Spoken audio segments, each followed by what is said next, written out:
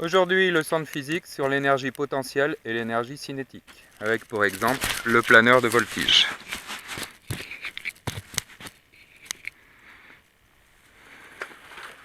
On va tricher un petit peu pour l'emmener en altitude, utiliser un petit moteur électrique avec une hélice repliable. Ça permet de lui faire acquérir ce qu'on appelle l'énergie potentielle, mg fois h. M la masse, fois g la gravité, qu'on appelle aussi pesanteur, fois h la hauteur, ou l'altitude.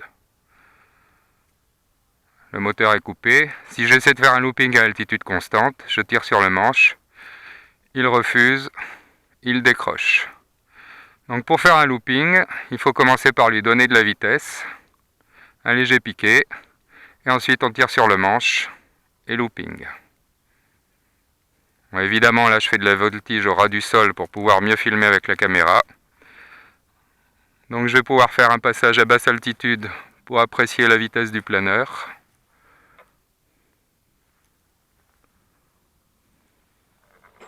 Et remise des gaz.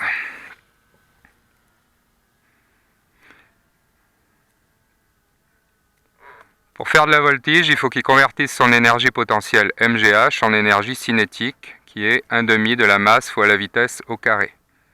Donc il convertit en quelque sorte son altitude en vitesse. Légère prise de vitesse et tonneau.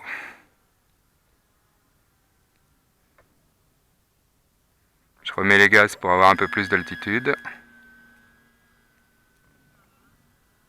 Je coupe les gaz.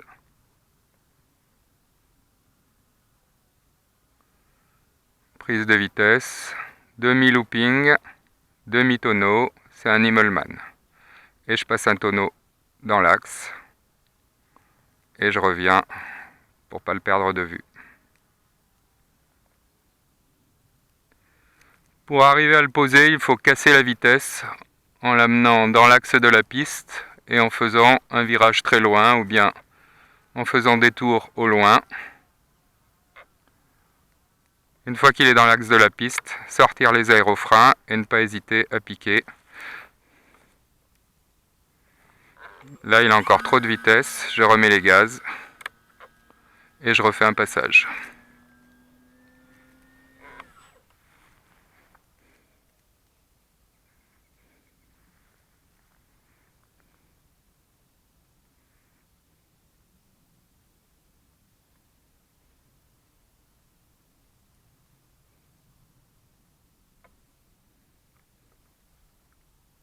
Voilà, les aérofreins.